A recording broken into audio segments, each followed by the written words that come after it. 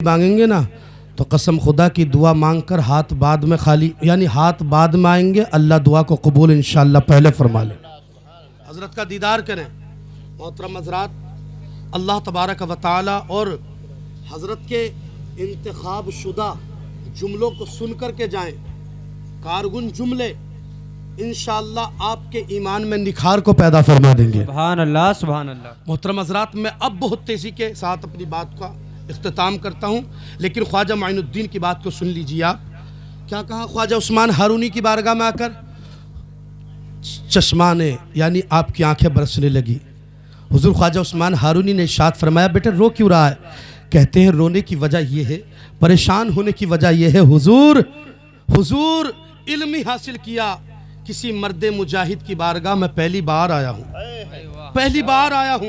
علماء اکرام کی توجہ چاہوں گا۔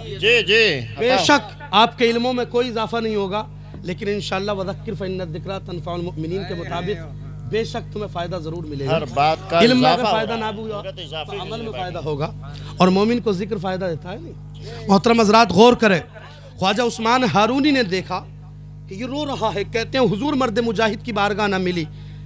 خواجہ عثمان ہارونی ارشاد فرماتے، بیٹے تو بھی 100 مرتبہ سورہ اخلاص کو پڑھ لے۔ کہا حضور تم نے ان سے نماز کو کہا، مجھ سے تو نہیں کہا۔ کہا تو بھی نماز پڑھ لے۔ کہا حضور انہیں تم نے سورہ فاتحہ کہا، تو بھی پڑھ لے۔ کہا حضور تم ان کے ہاتھ پکڑ کر کیوں دیکھ رہے تھے؟ خواجہ عثمان ہارونی فرماتے ہیں، میرے بیٹے ادھر تو آ، تو آنکھوں کو بند کر سورہ اخلاص کو پڑھ، اب بتا تجھے نظر کیا آتا ہے؟ کہتے ہیں حضور یا تو تمہارا تصور ہے یا مجھے اپنا تصور۔ سبحان اللہ سبحان اللہ۔ توجہ ہے، نظر کچھ نہیں آ رہا مجھے۔ کہا کیا نظر آتا ہے؟ پھر سے سورہ اخلاص کو پڑھ، پھر سے پڑھا، اب بتا نظر کیا آ رہا ہے؟ حضور آنکھیں بند کرتا ہوں تو آسمان کے بارے میں سوچتا ہوں، زمین کے بارے میں سوچتا ہوں۔ خواجہ عثمان ہارونی اٹھتے ہیں، اپنی جگہ سے اٹھ کر آگے بڑھتے ہیں، قسم خدا کی اٹھ کر کے بچے کے پیشانی کو چوم لیا۔ خواجہ عثمان ہارونی نے پہچان لیا کہ وقت کا معین الدین یہی بنے گا، اسی کا دربار وہ دربار بنے گا کہ اللہ اکبر خواجہ ہند وہ دربار ہے بالا تیرا، کبھی بہروز نہیں بھاگنے والا تیرا۔ محترم حضرات ایسا عالم ہوا، اٹھتے ہیں، اٹھنے کے بعد کہتے ہیں اے میرے بیٹے پھر سے پڑھ لے۔ سورہ اخلاص کی تلاوت کی گئی۔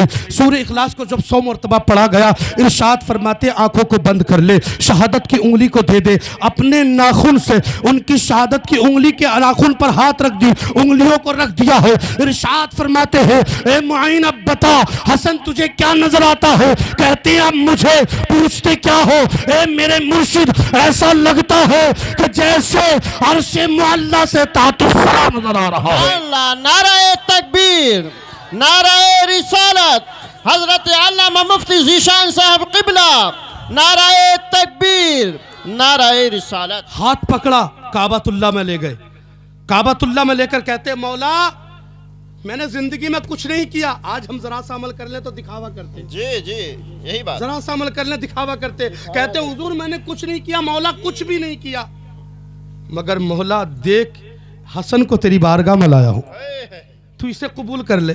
قسم خدا کی آواز قدرت آنے لگی، اے خواجہ عثمان ہارونی نے جسے تو نے قبول کر لیا اسے تیرے رب نے بھی قبول کر لیا۔ سبحان اللہ سبحان اللہ۔ جسے تو نے قبول کر لیا اسے مولا نے بھی قبول کر لیا۔ محترم حضرات یہاں سے حاضری مدینے میں گئے، مدینے میں جا کر سلام کرتے ہیں، سلام کا جواب مورخین نے الگ الگ طریقے سے لکھا، مگر محترم حضرات جمہور مورخین کیا کہتے ہیں یہاں کہ سب ان کے سلام کا جواب تو آیا، خواجہ کے سلام کا جواب نہ آیا۔ کس کا؟ خواجہ کے سلام کا جواب نہیں آیا۔ محترم حضرات جب نہیں آیا تو اب یہ تو چلے گئے، خواجہ معین الدین بڑھنے لگے۔ خواجہ عثمان ہارون نے دامن پکڑا، مرید کا پکڑا، کہتے رک۔ کہا کیا رکو؟ کہا سلام کیا ہے جواب بھی تو لیتا چلا جا۔ قسم خدا کی اتنا کہنا تھا، جیسے ہی پلٹے ہیں نبی کی تربت سے آواز آتی تھی معین الدین تجھ پر بھی سلامتی ہو، اور اللہ نے بھی قبول کیا، محمد الرسول اللہ نے بھی قبول کیا۔ سبحان اللہ سبحان اللہ، واہ واہ کیا بات۔ سو گئے ادھر جا کر، خواجہ معین الدین ادھر سو گئے۔ قسم خدا کی نیند کا بہانہ تھا، حقیقت میں مصطفیٰ کو بلانا تھا۔ میرے نبی کا دیدار ہو گیا، نبی فرماتے ہند چلا جا۔ کہاں چلا جا؟ ہند چلا جا۔ محترم حضرات ایسی راجہ نہ بنے، ہے قول محمد قول خدا، فرمان نہ بدلا جائے گا. جی. ارے بدلے گا زمانہ لاکھ مگر قرآن نہ بدلا جائے گا. دلی کے منسٹر تو بدلتے ہیں دن رات, اجمیر کی دھرتی کا سلطان نہ بدلا جائے گا. اجمیر کی دھرتی کا سلطان نہ بدلا جائے گا. محترم حضرات, خواجہ معین الدین کے ایک مرید جو انڈائریکٹ آپ کے سلسلے میں رہتے تھے, کہتے تھے عبد الحمید ہوں. عبد الحمید نام تھا ان کا. جی. قرآن شریف کو لے کر محترم حضرات 25 منٹ تقریباً, اور بعض نے کہا قرآن نہیں تھا ہاتھ میں, 25 منٹ آگ میں رہے مگر آگ نے ان کو نہ چھوا. جی. جانتے, آگ نے نہیں چھوا بلکہ آوازیں آنے لگیں. جو مسلمان گھبرا رہے تھے اس دور میں پریشان تھے, آوازیں یہ آنے لگیں, اللہ اکبر, نہ گھبراؤ مسلمانوں, خدا کی شان باقی ہے, ابھی اسلام زندہ ہے, ابھی قرآن باقی ہے. اور وہ ظالم کیا سمجھتے ہیں جو اپنے دلوں میں ہنستے ہیں, ابھی تو کربلا کا آخری میدان باقی ہے. محترم حضرات, بہر کہہ خواجہ معین الدین حسن سنجری کو کہا گیا حضور مجھ سے نہیں آتی ہندی. میرے نبی فرماتے تجھے جو بولنا ہے بول, جو وہاں کے لوگ سمجھیں گے وہ اللہ سمجھا دے گا. آئے دہلی کی سرزمین پر رکتے ہیں. محترم حضرات, اس واقعے کے بعد بات کا اختتام, لیکن اس واقعے سے جو میں بات بتا رہا ہوں اس پر آپ توجہ رکھنا. خواجہ معین الدین کے اس واقعے کو طرح طرح لوگ بیان کرتے ہیں, لیکن محترم حضرات وہ اپنی جگہ صحیح ہے. مورخین نے علیحدہ علیحدہ طریقوں سے لکھا ہوگا, لیکن یہ واقعہ سنیں. خواجہ معین الدین آ کر کے کہاں ٹھہرے, ایک جگہ پر نماز پڑھتے ہیں, اور خواجہ معین الدین مندر کے باہر رہ کر کے نماز کی پڑھنے کے بعد کھڑے ہو جاتے ہیں. 2 عورتیں آئیں اور آنے کے بعد کہتی ہیں اللہ اکبر, اس فقیر کو ہم دیکھتے ہیں بیٹھا رہتا ہے, لیٹا رہتا ہے, سوتا رہتا. کہا حضور خواجہ معین الدین نے 1 دن سنا, 2 دن سنا, 3 دن سنا. ارشاد فرماتے بتا صحیح تیری کیا پریشانی ہے, کیا پرابلم ہے. کہا تو یہاں کیوں رہتا ہے. خواجہ معین الدین کہتے تو آتی کیوں ہے. کہا معبود کے پاس آتے. کہا تیرا معبود کو روز دودھ لے کر آتی ہے, پیتا بھی ہے. کہا کوئی پیتا. ارشاد فرماتے ہیں آج کہہ دینا. معین الدین نے کہا دودھ پی لے. سبحان اللہ, واہ واہ واہ واہ, کیا بات ہے. کہا آج کہہ دینا دودھ پی لے. گئے محترم حضرات, مذاقیہ طور پر قہقہ لگا کے عورت نے کہہ بھی دیا, اور اس مورتی نے ہاتھوں کو بڑھا کر دودھ پی بھی لیا. اور محترم حضرات, اسی جگہ پر یہ واقعہ بھی ملتا ہے کہ فی زمانے میں ایک عورت ہے, ایک پنڈت ہے, اپنی زندگی کو بہترین انداز میں گزار رہے ہیں. عالم یہ ہوتا ہے خواجہ معین الدین حسن سنجری دہلی کی سرزمین میں آ کر کے جیسے تشریف فرما ہے, تمام افراد مل جاتے ہیں.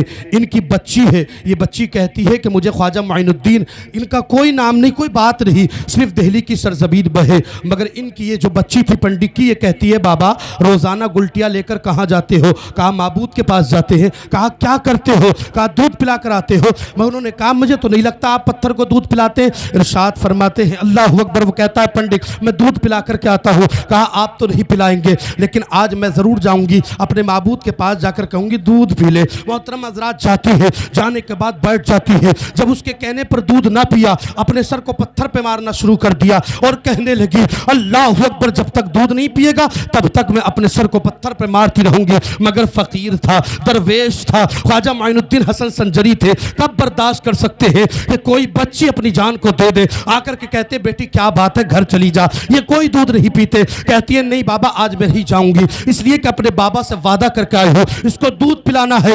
اللہ اکبر, ادھر سر مارا, ادھر معین الدین نے ہاتھوں کو اٹھایا. ارشاد فرماتے ہیں اے پروردگار عالم, آج معین الدین کی لاج رکھ لے. اے مولا, جیسی دعا کی ہے مورتی میں جان آ گئی, ہاتھوں کو بڑھایا, اس دودھ کے پیالے کو لیا اور پی لیا ہے.